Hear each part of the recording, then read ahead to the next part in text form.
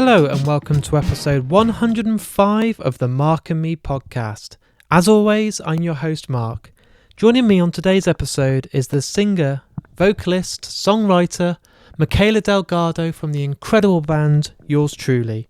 This is a great interview and I absolutely love her from start to finish, and I can't wait for you guys to listen to it. But you know the score by now. I like to touch base and talk about the last episode. On the last episode, I was joined by one of the best artists out there, Dan Mumford, an absolutely incredible talent, and honestly, the response was huge. I'm so grateful for him for taking the time to come on the podcast, and I've been really enjoying these brand new interviews with artists. It's opened a whole new range of guests for me, and the response has been so good to see, so thank you. But like I said, today I'm talking to the vocalist and an absolutely incredible talent herself, Mikaila Delgado. Yours Truly are an amazing band. The album is out now and it's absolutely incredible.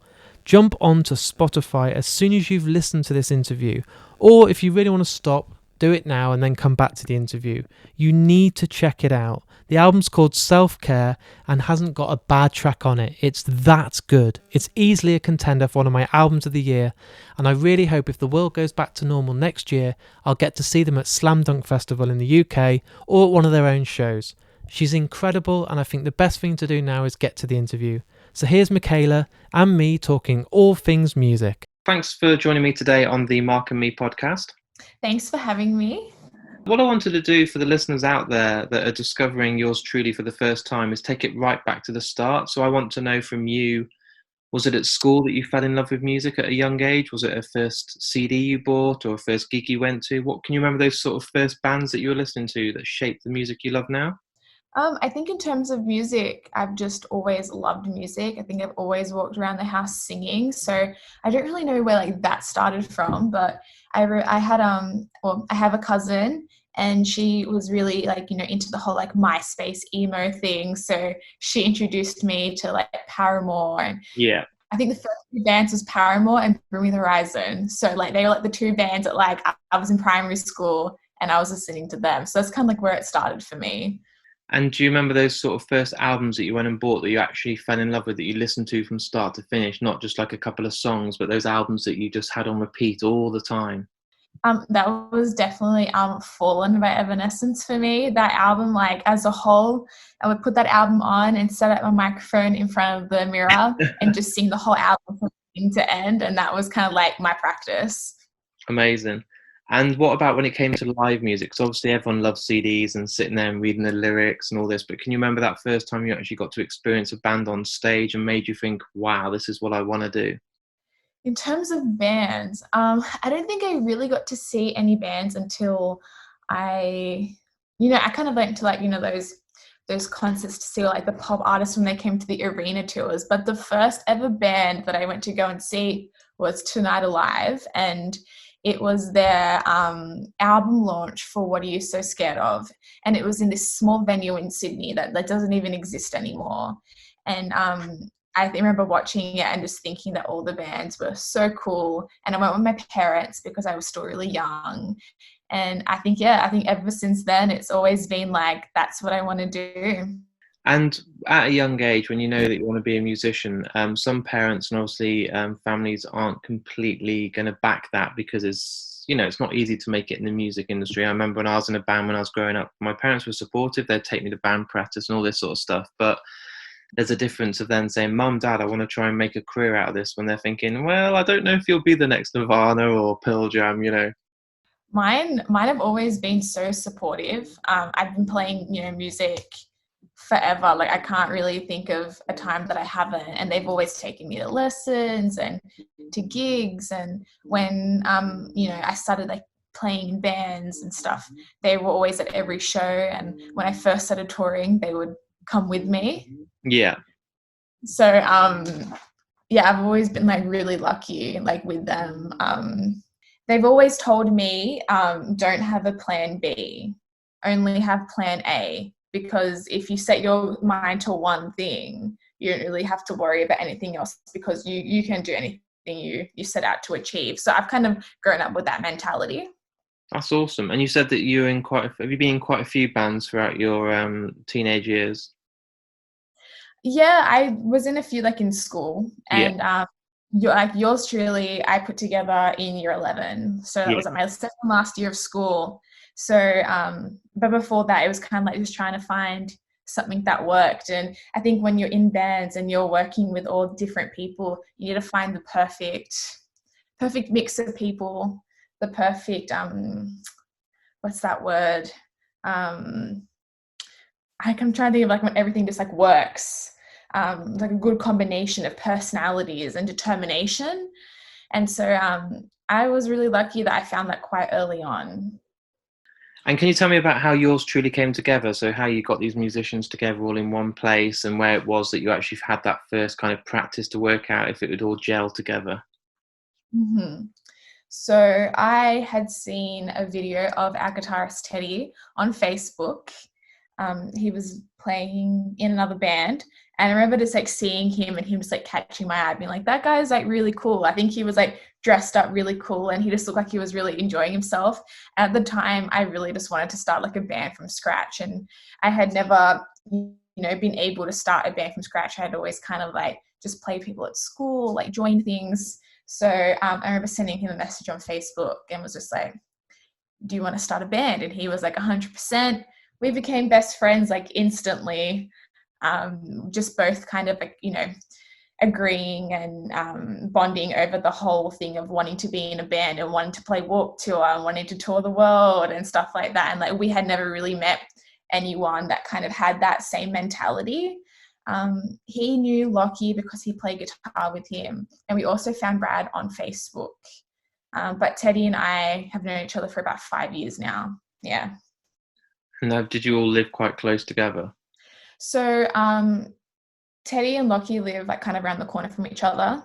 Yeah, I lived like an hour away from them. We all live in Sydney. yeah. Um, Brad was living in Canberra when he joined the band, but he's recently just moved into Lockie's house, so they live together now. And I'm like the odd one out that doesn't live near them. But it's never really been an issue. Like we just take turns traveling to each other, and Sydney's not a big city, but it's not a small city either. So you just know that it's going to take you an hour to get anywhere. So Sydney is Sydney. And can you remember those first times that you were kind of rehearsing and you were songwriting together and you were putting those kind of demos together? Can you remember like the process of, was it yourself that had an idea that you brought to the rehearsal room, or was it one of the guys that brought a riff or something? How does it create the songs for you guys as a band? How does it kind of start? Um, it starts with we like to sit in a room and kind of just play. Yeah, I think always been something that's worked for us.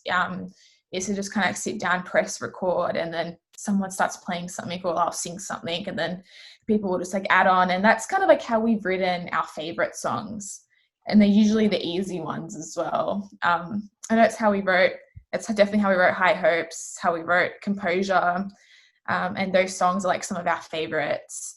And I think it's also like that vibe of like kind of like looking around the room and smiling at each other and be like, that actually doesn't sound bad. And then just kind of like going back and then demoing and all that. But yeah, we usually just start by just having a jam. and what about gigging? Because obviously, how long were you kind of jamming and putting these songs together until you felt that you were comfortable and the songs were structured well enough to kind of create a set list so you could then go out and play these songs live?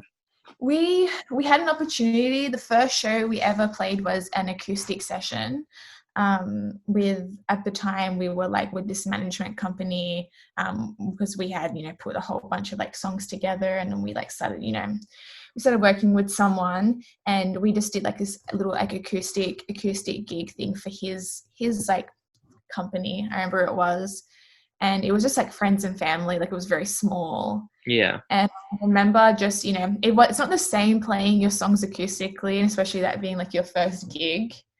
At the time, my brother had been on the X Factor Australia, Oh, right. and Okay. he did a tour of Australia once they came off the show, and that was our first ever tour. So I was very lucky that I had someone in my family and someone that I was close to be like, hey, come on tour with us.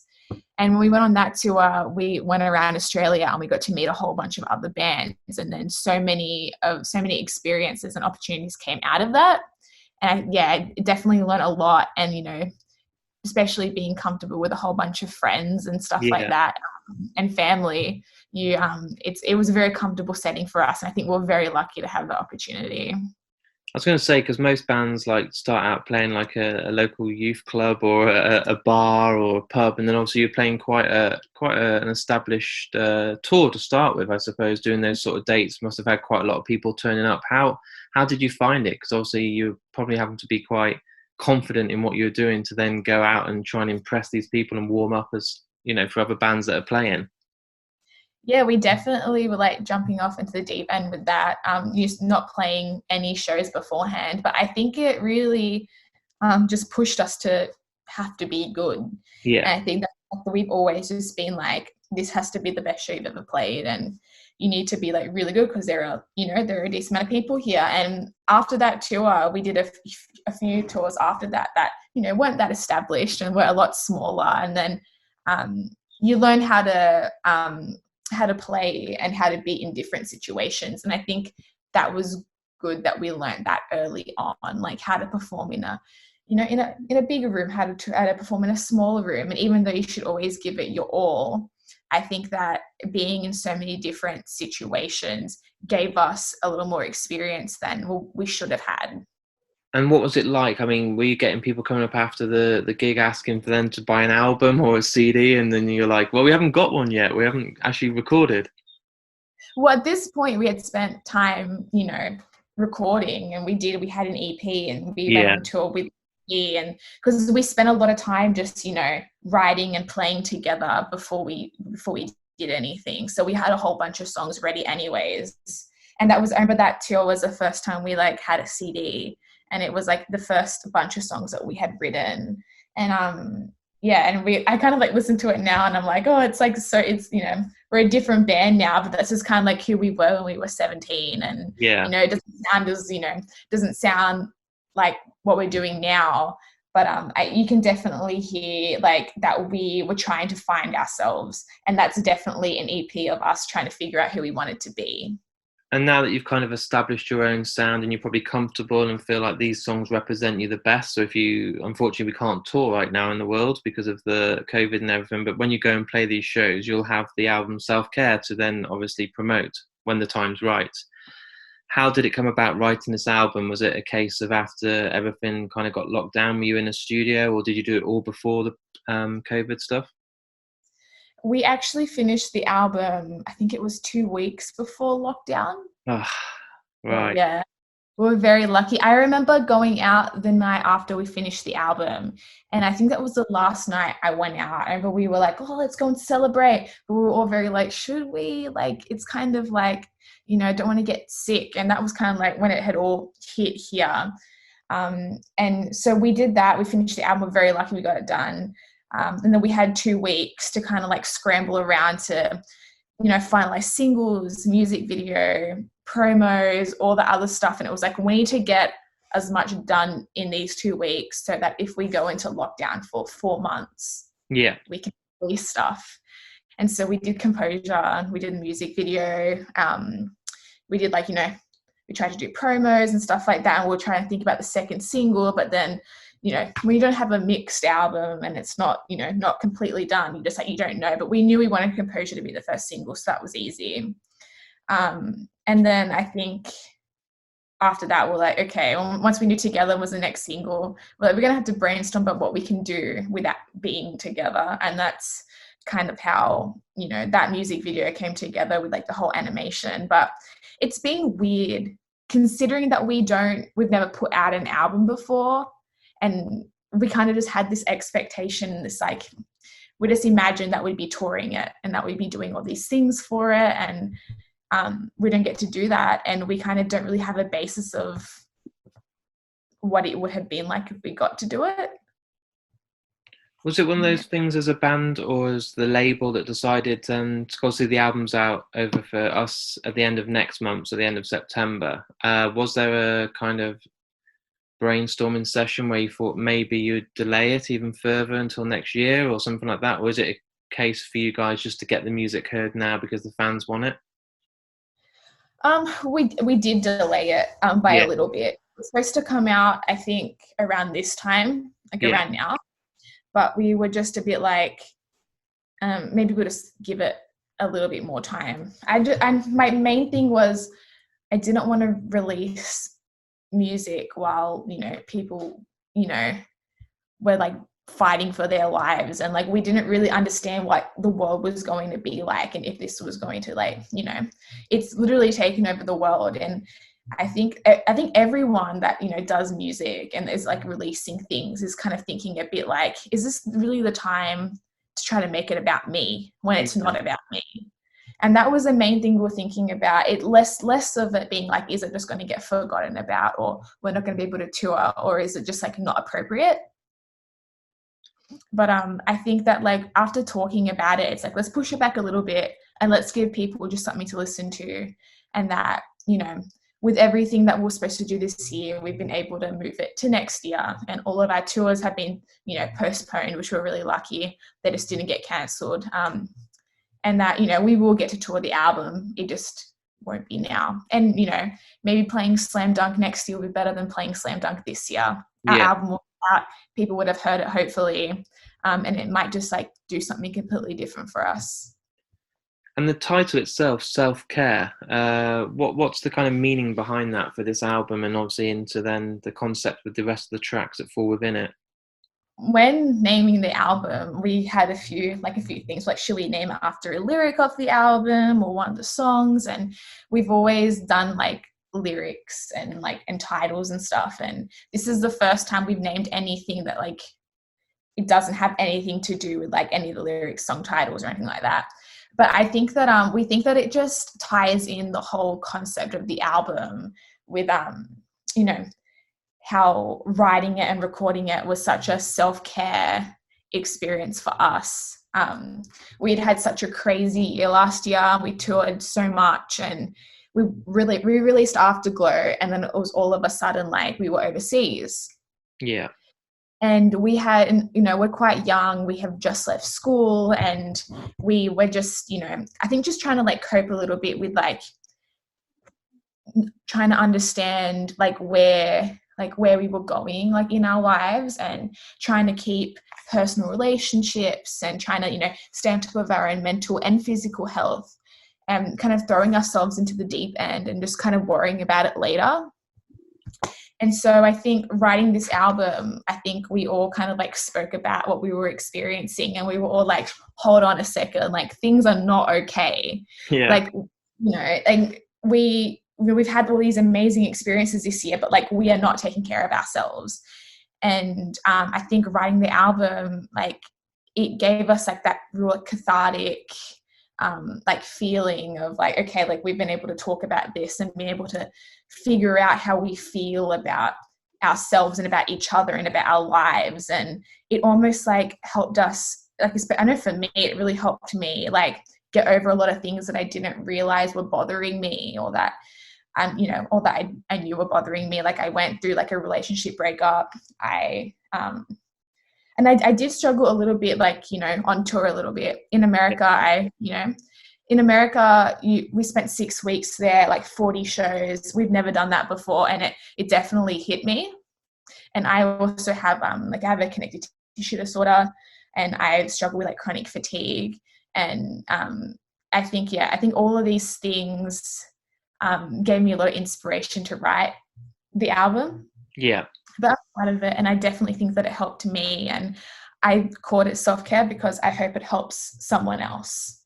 And it's all a learning experience, isn't it? I mean, to do that many shows, you kind of have to do that many to realise that it is too many, and you'll end up burning out. So at least now when you do get to tour next year, you can probably schedule it better and have it so it's not so demanding on you as a person and your health. And I think it could be a big learning experience for you as a band.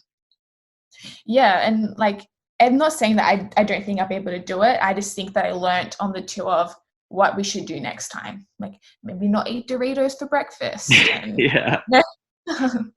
Maybe just, not run around every city and just take some time. And, like we've seen things now. Like now it's time to just, focus and, be responsible and, know when, to be healthy, and know when enough's enough. And yeah, like once you've done it,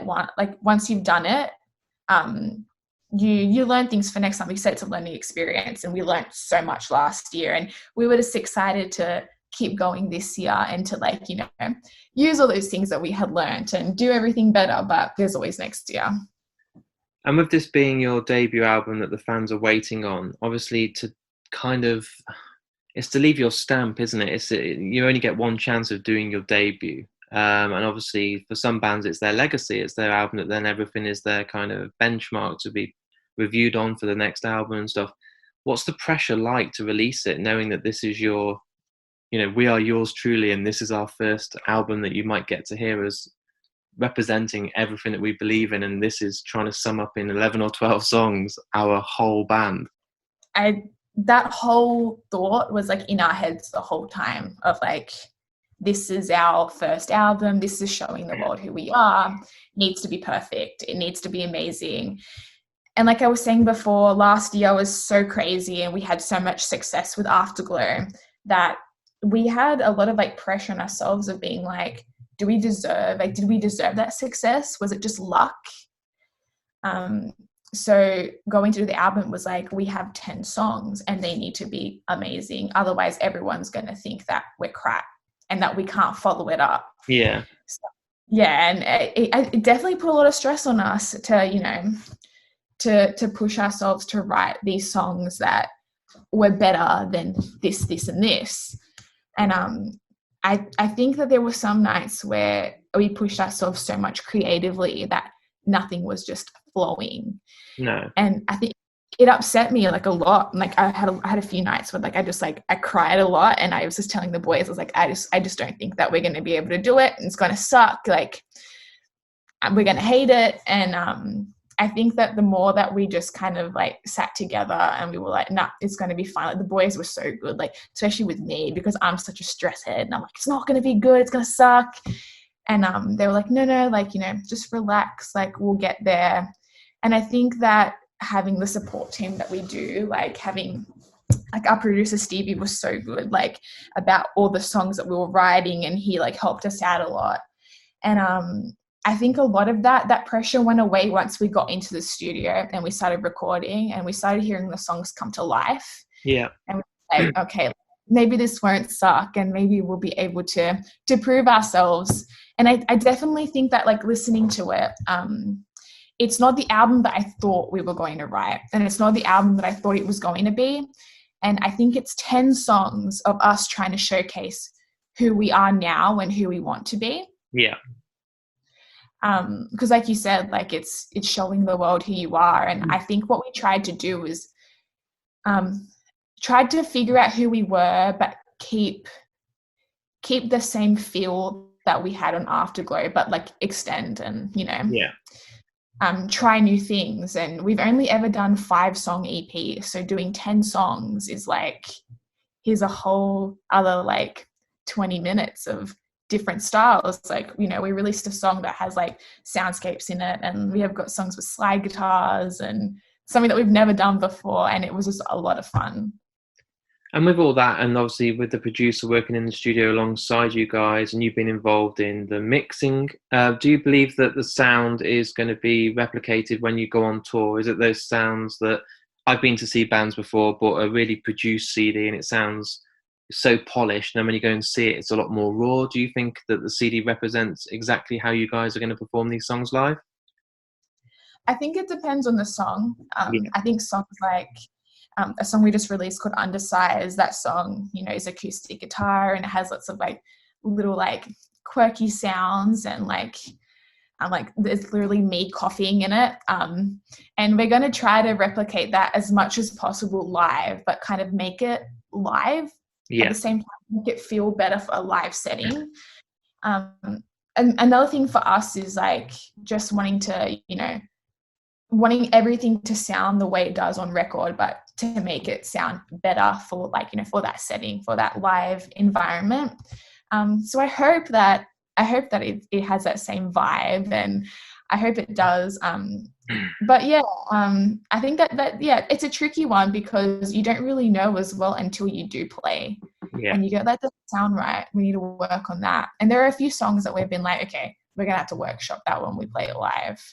It's a tough one, isn't it? Because you hear some of these epic songs that have like a orchestra doing some backing or some string sections and stuff, and it sounds so beautiful, but then it just lacks when you go and see the bands live. So it's a tough one that you want it to sound the best, but also you also want to try and give the fans the same song that they've been listening to again and again. 100%. And that's like, where, backing tracks come in. And I know lots of people are like, oh, backing tracks, not a real band. But I think if you use them properly and you use them tastefully, it can add a lot, especially when you're just like a young band and, you can't afford an orchestra. But when we can, we will. You'll do the Metallica album of the whole 52-piece orchestra doing all the stuff and have a harpsichord and everything. Full orchestra concert. That's on the bucket list. In the Symphony Hall. In Sydney Hall, yeah, that'd be amazing. Mm-hmm. And now that obviously we're in a really difficult time where bands aren't going out to perform, like you said, you would have been here playing at our festival locally, which would have been amazing, Slam Dunk, and all these sorts of different gigs and stuff that have now been postponed. What are you doing? Are you kind of just waiting and rehearsing as much as you can as a band and kind of getting those songs to where they want to be? Or are you already at the point where you're thinking, let's start writing some more stuff? We've been really lucky that even though we haven't been able to tour, we've been busy. Yeah. We've had, putting out this album has meant we've had to do like, music videos and lots of, we got press and all that other stuff. So I feel like every single day we're doing something, which is making me feel good about it all. I think that, in the beginning of it, when we were kind of sitting around doing nothing, it was a bit like, oh, could be on tour right now. But we got to do this thing here in Australia called Like a Version, which is, by like our radio station, Triple J here. It's like you cover a song and then you do one of your own and it gets played on radio. And that was something that we've always wanted to do. So we got to work on that. But now we're getting ready to do a release show because here, I'm not sure about over there, but here you're allowed to have small shows now, as long as they're seated, it's not great, but yeah. We've got nothing at the moment. There's literally, you can't do anything even in a small venue. I think it might change very soon, but at the moment I've not been to a gig for 6 months. It's so weird, hey? Yeah. To not hear live music. I just don't know what it's going to feel like to be in a room and to step on the sticky ground and to smell the smell of gig venues. But no, we're going to do this release show and we're going to do it like an acoustic set and, just have a chat and kind of just try to do something socially distanced, like have everyone sat like at tables and stuff, like just something really small. And, because, just as much as people want to, see live music, we want to do something. And I think it's really, it's important while being safe, that if you can do something and you can have the opportunity to make people excited about something, that I feel like that's what music's about, especially like when you're like in a band and stuff like that. It's so much about the people that listen to your music. And my final question for you today is, a lot of bands and musicians listen to this podcast.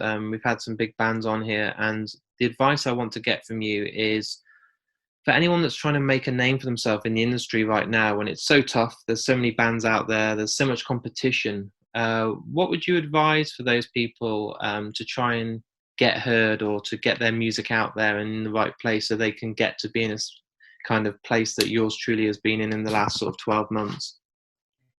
I think just knowing that nothing happens overnight, and that as long as you're enjoying yourself, it won't feel like you're working. But putting your music first, I feel like you can't go wrong by putting your music first, and just like, doing something every single day that goes towards it, I feel like is a good way to look at it.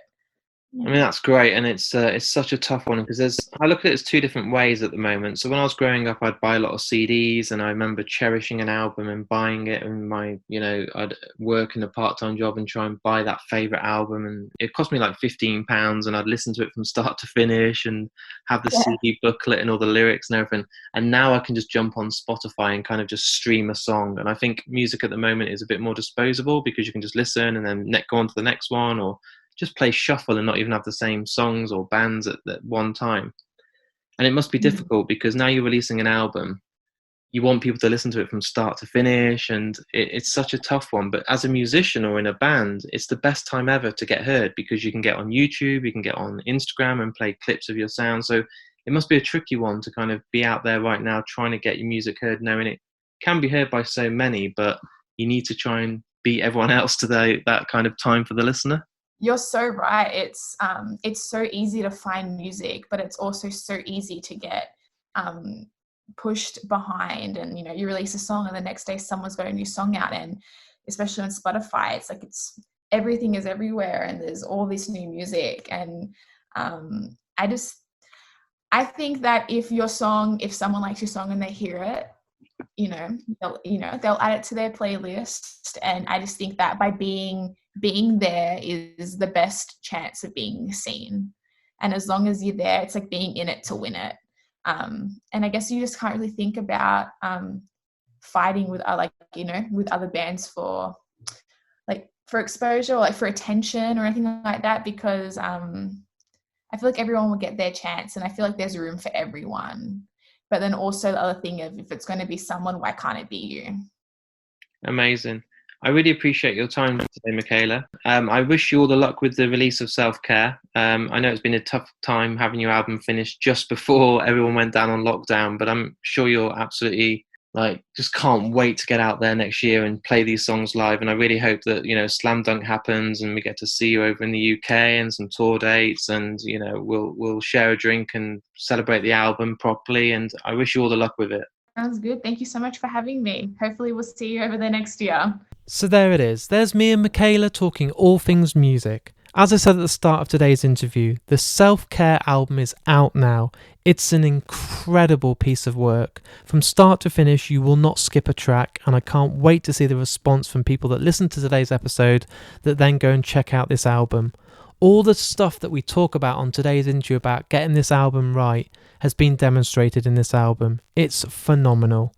If you do love the album, get onto markandme.com and let me know. I love seeing the response of people that haven't heard about an artist or someone I've had on the show. They then go and take the time out, check out the guest, and fall in love with an album or a film or a piece of music because of the podcast. There's no bigger compliment than seeing that for me. So please, if you do, let me know. The best way to get hold of me is to go on markandme.com. On there, there's links to my Facebook page, my Twitter page, my Instagram or email. I personally reply to every single tweet or Facebook comment or message I get, and I really do take pride in that. So if you love it, let me know and I'll be sure to get back in contact with you. A massive thank you again to the great folks at Good as Gold. They are incredible and they take the time out to get me some of the amazing guests on this podcast.